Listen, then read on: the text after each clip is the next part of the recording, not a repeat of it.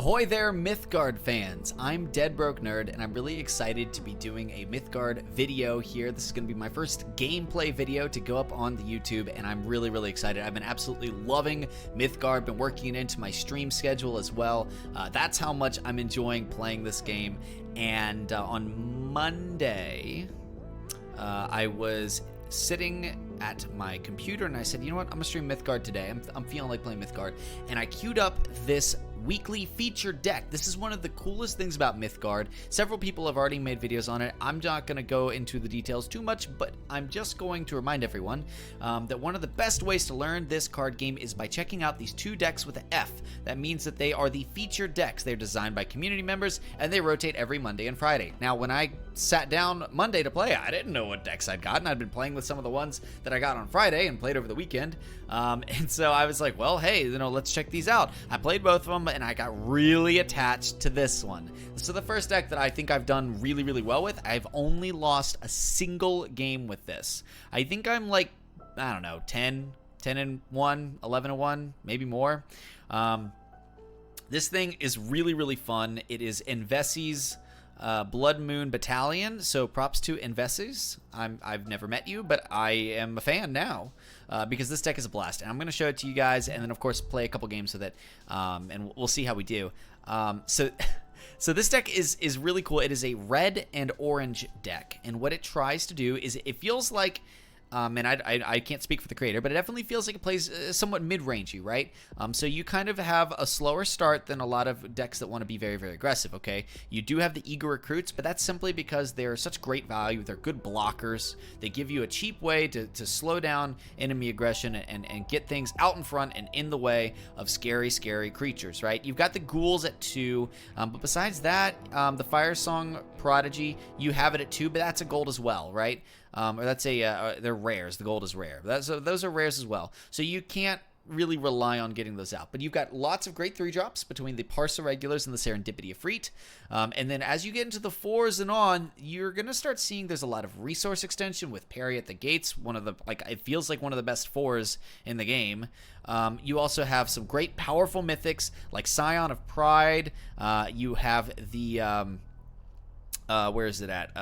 The Armageddon Angel as well. These are both very useful mythics that can kind of, dictate the pace of the game. The Scion of Pride is excellent because you can get this Pride of Place, which will enable you to transform one of your little 1/1s from your eager recruits into a 4/4, or you can slap it down in front of a enemy and then transform that enemy into a lion that would dare not attack its master. A very interesting card, one way or the other. There's some great removal between Seal of Exile and Temptation, both of which serve as a great way to remove something that is problematic in order to swing face. And the Temptation especially can give you a very cool surprise lethal every once in a while, right? You've got Magmatars as a nice way to swing back board states, and then of course you have, like I mentioned, the Armageddon Angel just completely as a board reset, which is very powerful. But you have these great little kind of wombo combo plays. You've got the Dashing Ringmaster, which can go and just barely allow the Duskwing Angel to have Rush. It also works with the 7-Ring Ritual. This is a absolutely bonkers mythic, which fills your entire board with 3/1 Hellions, and if you have the Dashing Ringmaster on the board when you play the 7-Ring Ritual, all those Hellions will have Rush, and you can just either obliterate an enemy board state with that combo, or take them all to the face and do some absolutely nasty amount of damage. The deck is a ton of fun to play. I don't pretend to be an expert on it. I will say I do occasionally... When I first started, I found it very difficult if you don't get that Eager Recruit on turn 1 or that Ghoul on turn 2. It can be tough to wait out the first 2 turns looking just for the Parsa Regulars and the Serendipity Efreets to kind of snowball the board back in your favor. I will say, however, once you can get to these 4s and 5s, Cyclopean Giant, Magmatar, Duskwing Angel, all of these things do a really good job of controlling the board and or keeping you afloat in the game in the case of the Duskwing Angel, which offers life tap. So just a lot of useful things. And I keep feeling like I'm learning more when I play this deck. I feel like I'm getting better at the game. There's a lot to do. So if you guys have this list in your feature decks, I can't recommend it enough. It is a ton of fun to play. I'm going to go take on the ladder and play a few games myself. Let's see what we're up against. Okay, going up against Death Dweller. Okay, got some sick card backs. Look at those. That's pretty cool. Okay, so we're going first here. Luckily, we do have the Eager Recruit. One of the things I found with this deck is that sometimes the turn 1 and 2 plays can be a little clunky at times. Fortunately, that's not the case here. We do want to find one of our orange cards to burn, so it's between the Parsa Regulars and the Serendipity Efreet. Since we have 2 Efreet, we're going to go ahead and burn 1. And I'll play my Eager Recruit over here. Reporting. That's going to go ahead and grab my Parsa Recruit right there.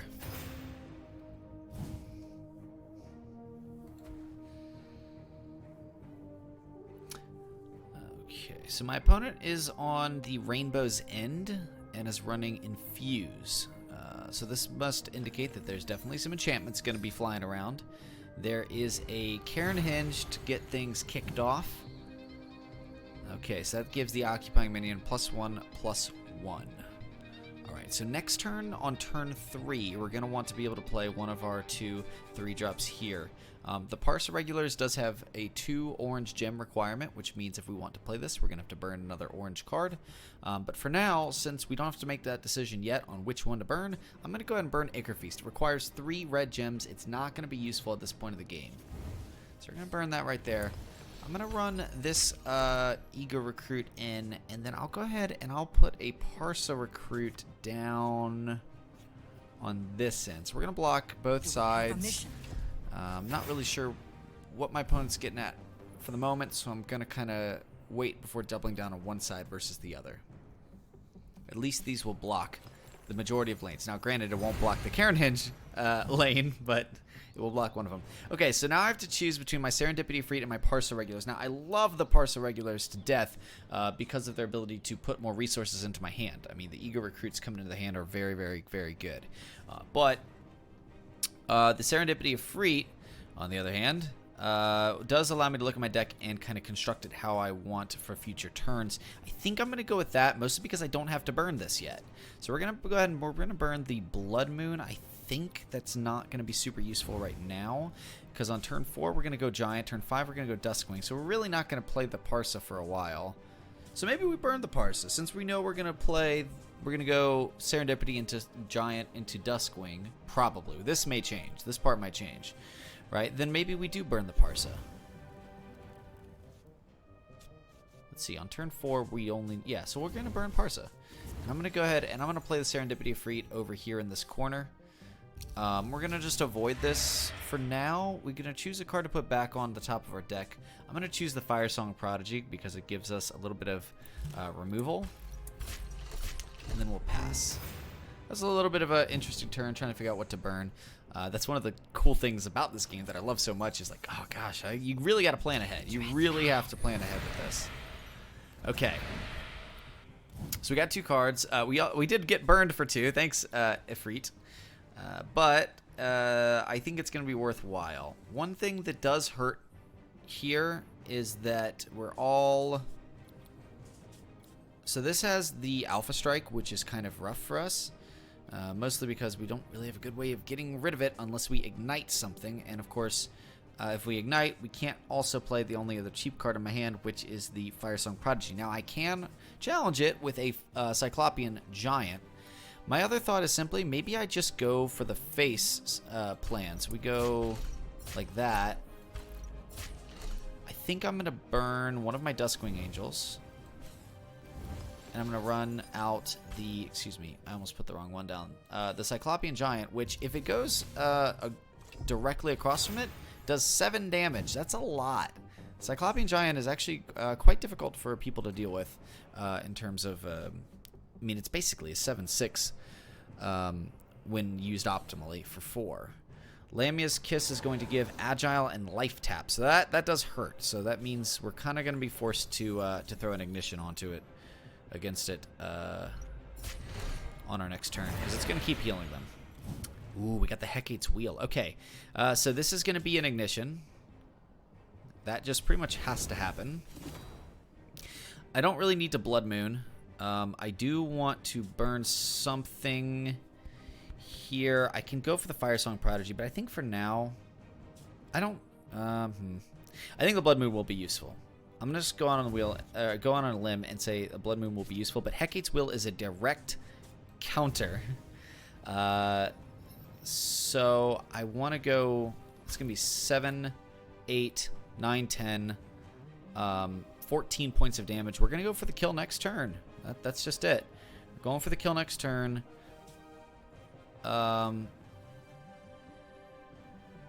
Which means the Firesong Prodigy will be the one. Oh, my opponent's just gonna scoop. Okay, ha! We did it. Great. All right, here we go. Let's see if we can't get another win. Cowboy Hat Valor. Okay.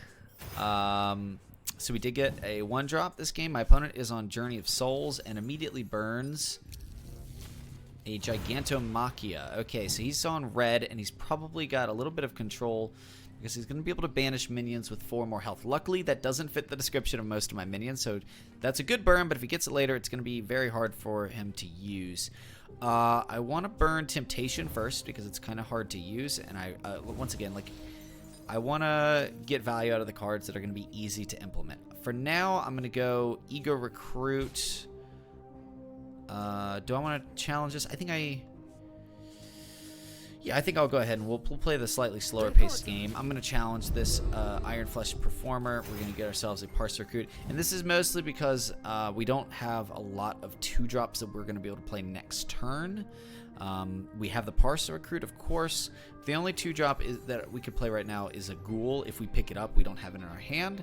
So I want to play as if I don't really want to go and try to start racing my opponent or something like that. When I'm not certain I'll be able to have a good, play next turn.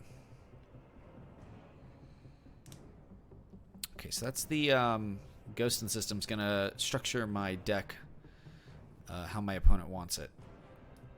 Thing is, my hand's probably okay. The other one goes to the bottom though, so that's a trade there. Comes back over to me. Did decide to let me have parry at the gates, so whatever the other card was, it must have been pretty good. Looks like we're gonna go for a burn here of red. We're gonna burn Extract Life because it's too hard to use right now. Again, the 3 red gems is a little bit prohibitive. So we're gonna drop the Parse Recruit over here. We have a mission. And unfortunately, pass. We can't use that last bit of mana. Racer and Shadow was burned for a minion over there. Okay, we can all probably guess what that bad boy is. And I'm unfortunately going to have to deal with it. The Impel is a problem. So this is probably going to be the Shinobi of Wind, which is a 3/2. And what it allows you to do is if it hits face, you can do 2 damage to something else. So this is going to be a red-purple aggro list. We see the Impel is able to manipulate this. We also see Journey of Souls as being able to retrieve resources. So we definitely have to play control here. Obviously, the Magmatar is going to be really influential. So I think I want to go... Unfortunately, we can't Firesong Prodigy right now. This is covering these 3 lanes. I could cover these, which means it would have to move here. Okay, so we're going to burn an orange. We're going to burn Ghoul. And we're going to go Parse Regulars. I don't want to go In fact, I probably should have burned Serendipity of Freet. Glory eternal. I probably should have burned Serendipity of Freet because it basically isn't... I don't want to play this. I don't want to play this. I don't want to do anything that's making me lose life because it just makes it too dangerous. Too dangerous. Okay, so what the heck did that person just play? Misfortune? Fragile, deal 2 damage to his controller, return Misfortune from the Boneyard to its owner's hand. Okay, so it's just always going to have this card. That's scary. That's a very good card. Okay. So the 2/3 with Shinobi of Wind is hard to deal with. I want to be able to play Magmatar next turn. This turn, I think I want to be able to go Ego Recruit. I want to force the Impel. So we are going to burn the Ifrit. I'm going to go Parsa. Glory eternal. And Eager Recruit here. So what that's going to do is if my opponent wants to get value of the Shinobi Wind, they're going to have to use Impel and to move to the center lane. At which point, if anything else is developed in either of those adjacent ones, we can get some good value with the Magmatar on the following turn. That's what we're aiming for. We'll see if it pans out that way. The Misfortune is pretty tough. Yeah, so just as predicted, goes there. It's going to zap our Parse Regulars, which, of course, because of the Turn of Seasons, means it dies. Ooh. Okay. So I want to play the Magmatar, which means I want to burn... Well, I don't have to, actually. What I can do is I can Impel and move this guy over and swing for 2, and then Ignition, which I think, and then I can fill the board with some more recruits. So I think I want to burn. I don't want to burn Fire Song.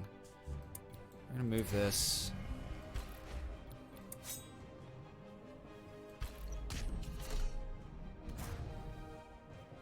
We're gonna blast this guy. I'm gonna burn this Eager Recruit. I'm gonna play Eager Recruit and a Parsa Regular, or a Parsa Recruit over here. Do we have a mission? And there we go. Once again, we're funneling our opponent to the middle lane if they want to put damage face. That's a Panic Raider. Rough. Okay. Let's see what else they establish here. Iron Flesh Performer was brought back off of Journey. Okay. Once again, I think this Magmatar is going to be pretty essential to our game plan here. We want to make sure it gets some good value. Our opponent burns, plays the Iron Flesh. So right now it can get 2 kills. And there's a Duskwing Angel, which I think is going to be important, but we need to make sure that we actually are going to not have it immediately die to something of my opponent's. So here comes the Magmatar. I'm now blocking all the lanes. Do we have a mission? So we're definitely controlling the lanes really well right now. Down to 18. A little scary. A little scary. Misfortune's going to go down here, and Eraser in Shadows is going to kill it. We're going to take 2 damage. Ouch. And it bounces. This thing is nasty. Luckily, though, we do have the Duskwing Angel. I don't think we play it yet. I think we want to see these cards go out of my opponent's hand because of simply the value of like Racer and Shadow with this, Ignition with Ignition with Misfortune. Like there's so many combos that just get rid of our useful kind of revamping cards. So I don't want to play the Duskwing Angel until I'm forced to. We're gonna go. I'm gonna burn something here. I'm not sure what yet. We're in fall. Next time we're in winter, so we want to be careful about that. I think I want to go Parry and a Fire Song. And that would be great. So we're going to burn Parsa Regulars. We're going to go 1, 2, 1, 1. Parry is going to go here. Fortune favors us. We're going to pick a card. Dashing Ringmaster. That could be very good. Dashing Ringmaster connection enables to get the charge with the Duskwing Angel, so we definitely want the Dashing Ringmaster here. And then we're going to go Fire Song Prodigy over here, which is going to add that beautiful Ignition to our hand.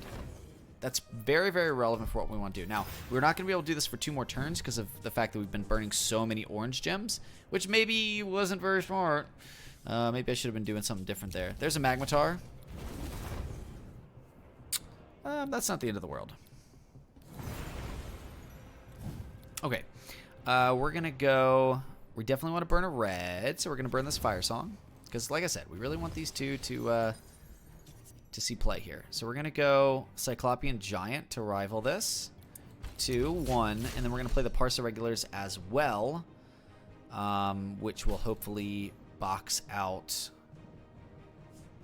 the Magmatar from going face on the back of, like, let's say a, I don't know, a Racer in Shadows or something. So there is the Parsa Regulars. Glory eternal. And we're going to pass. My opponent's getting pretty low here.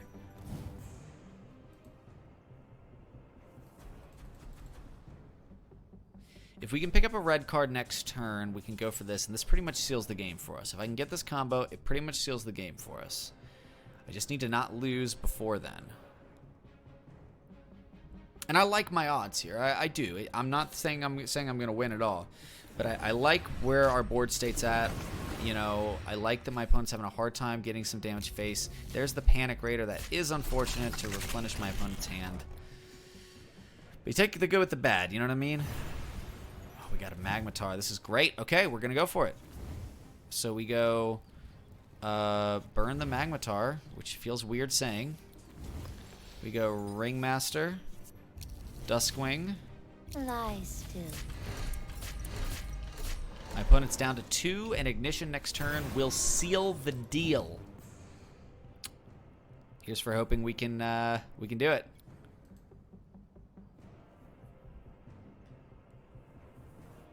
This red-purple aggro is pretty darn scary, and Misfortune, I gotta be honest, is the scariest. Okay, kills it. I'm down to 15. Panic Raider maybe wants to go in. My opponent only has 2 Magicka left. I think we're getting this. I think we're getting this.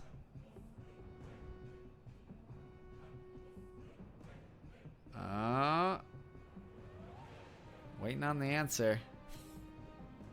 Trapezist. You can still burn a card and still play a 1-drop. That's going to be it. We got him. Good game, Cowboy Hat Valor. That was a pretty awesome game. I absolutely adore this Blood Moon Battalion deck. Very satisfying.